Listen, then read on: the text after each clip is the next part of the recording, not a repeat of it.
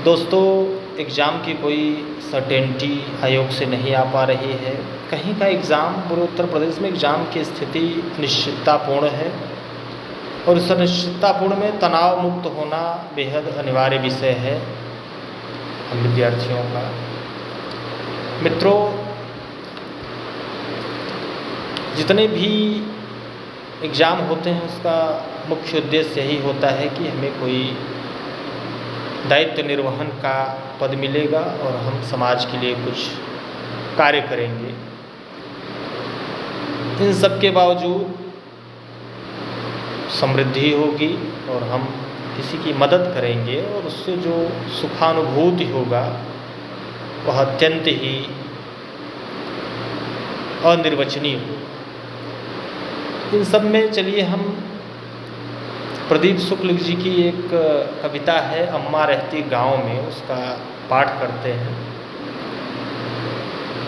कि छुटका रहता है विदेश में, मझला बहू के पाँव में, बड़का रहता राजधानी में, अम्मा रहती गाँव में। 3 बरस से छुटका बाहर, होली ना दिवाली, देख नहीं पाई अम्मा अब तक उसकी घरवाली। गाय के नन्हे बच्चे को अम्मा दुलारती छाँव में, अम्मा रहती गाँव में। मझला कहता खेती में, कुछ होता नहीं अम्मा, उस पर तेरे खाने कपड़े का जिम्मा। छुपा छुपा कर रखे पिटरिया, मझला रहता दाँव में, अम्मा रहती गाँव में।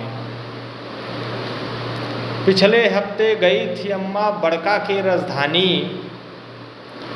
नहीं बताना चाहे लेकिन वहाँ की कोई कहानी। अम्मा वापस लौट चली फिर से अपने ठाव में, अम्मा रहती गाँव में। यही जीवन का यथार्थ है दोस्तों। माँ बाप का आज के समय में भी शिक्षित और रोजगार पाए युवा भी एक अपने समय के चरमोत्कर्ष पे, अपने जीवन के समय के चरमोत्कर्ष पे वो कई भूल करते हैं, जिसमें सबसे बड़ी भूल वो माँ बाप के प्रति निष्ठुरता का भाव, अमानवीयता का भाव जो दिखाते हैं वो अत्यंत कष्टकारक है। और ये जो समय चल रहा है इसमें नाभिकीय परिवार की कल्पना की जा रही है, इसमें जिसे न्यूक्लियर फैमिली कहा जाता है। यह अत्यंत भारतीय समाज के लिए कष्ट का समय है। माँ बाप इतना ज़्यादा शिक्षित करते हैं, रोजगार के प्रति हमसे आपसे ज़्यादा वो चिंतित रहते हैं, लेकिन वो प्रदर्शित नहीं करते। कभी कभी कर भी देते हैं तो हमें उस चीज़ का बुरा नहीं मानना चाहिए, संघर्ष में लगे रहना चाहिए। सफलता अवश्य मिलती है। एक बात इलाहाबाद के बारे में बता दूं, इलाहाबाद केवल और केवल सफलता का नाम है, वहाँ से कोई असफल नहीं लौटा। हाँ, नौकरी नहीं मिली ये बात हो सकती है कि नौकरी चलिए नहीं मिली, लेकिन आप असफल नहीं हुए। कि जीवन जीने की कला इलाहाबाद में सीखी जाती है, और जीवन जीने की कला जिसे आ गई उसे किसी नौकरी की क्या ज़रूरत है। तो 1000 नौकरी पा सकता है, कुछ भी कर सकता है, वह दुखी नहीं रह सकता अगर उसने सही से प्रयागराज के मर्म को जाना है।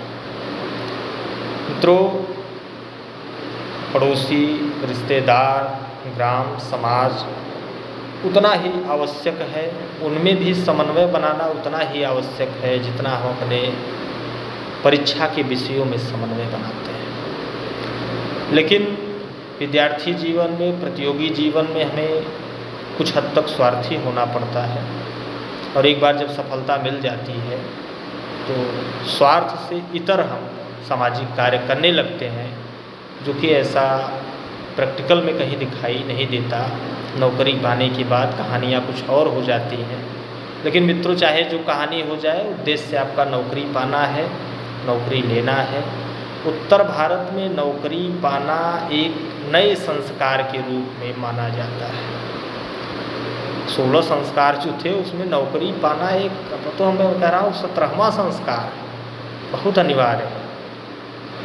इस प्रकार से मित्रों मैं अपने वाणी को विराम देता हूँ और स्टडी को हमेशा